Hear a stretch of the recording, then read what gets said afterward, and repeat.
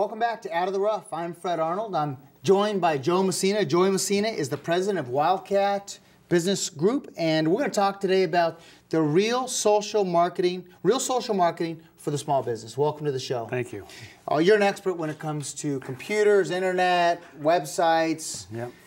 Let's talk about how businesses are starting to communicate and want to communicate to their customers. Before, you just had a website and it was kind of your billboard. It was, yeah, it was a place for people driving down the internet would catch you, find out about you, but Get some it wasn't basics. really, yeah, it wasn't really meant to be anything with detail on it. Right, right. Yeah. And now we're seeing that transformation. Well, now it's, you know, what did you pay for the Yellow Pages 10 years ago? $900 a month for 12 months. You couldn't change it for 12 months. That was it.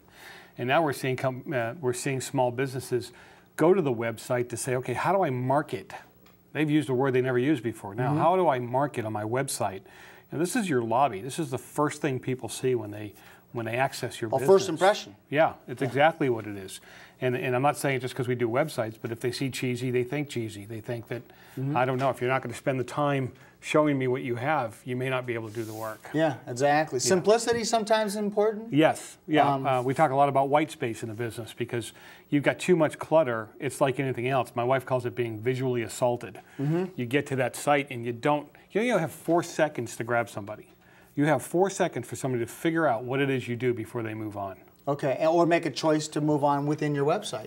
Yes, exactly. So let's talk about that first. Let's talk about the actual setup of a website. Simplicity versus kind of all the bells and whistles and streaming video versus just simple words. Right, right. One of the things I tell the guys when we're doing the websites is nobody should have to search for your phone number.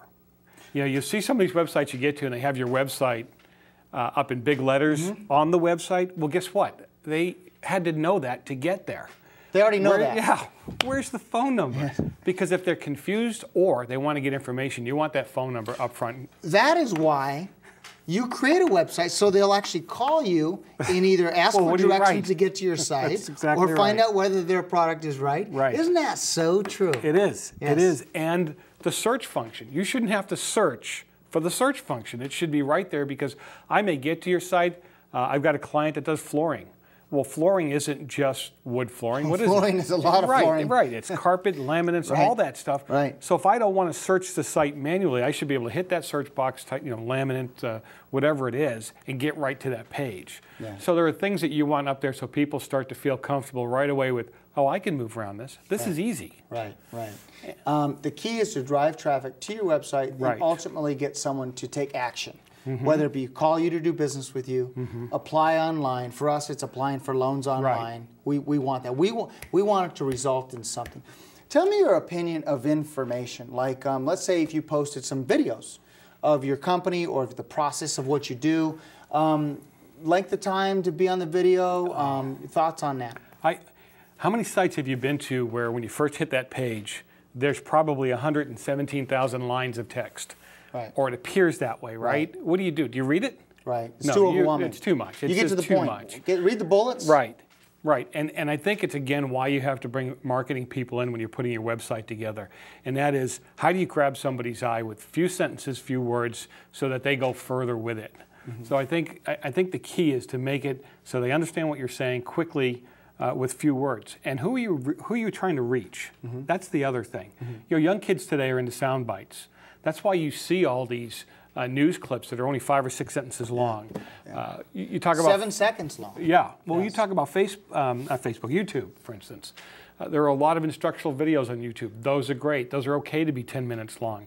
But if you're trying to quickly explain a process, how long do you think somebody's going to sit behind the computer staring at that screen? A couple minutes. That's about all you're going to get. You got to dig as much information as quickly as you can, which is the premise behind this show. We post these shows in 8-minute segments, but that's all people have an attention span for. Of course, it runs for 24 minutes, but how much information can we get in 8 minutes? Which leads to social media. You have a website, you've mastered that, or you think you have, social media. All right. How do you integrate it? Well, no, let's go back to your other point, though, and tie it all together. Think about where we've come in society, where text messaging and tweets are 140 characters. How much can you tell somebody in 140 characters? Right.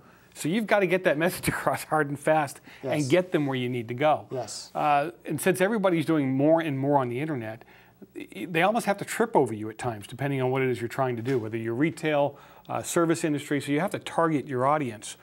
And we were just talking about this in light of, you have LinkedIn, you have Facebook, you have Twitter, you have all these ways to communicate. Yeah. Right, and how much time do you want to spend trying to communicate?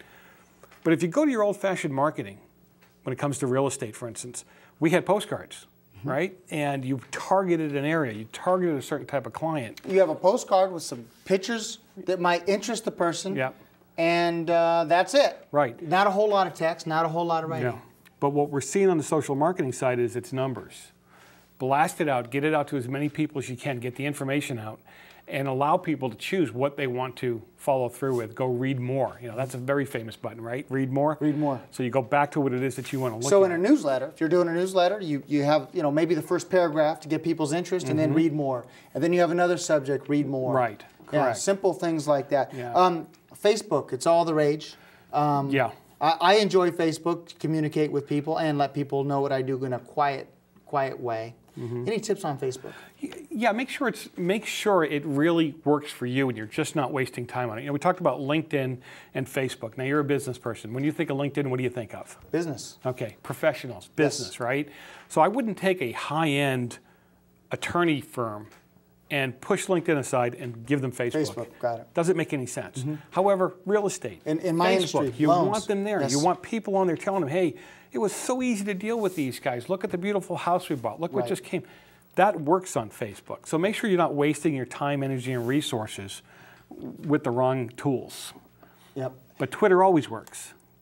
Because it's quick, it's short, it's the new quick, generation wants that. The new generation. The new generation sees, you know, just listed 3-bedroom, 2-bath house affordable to new buyers.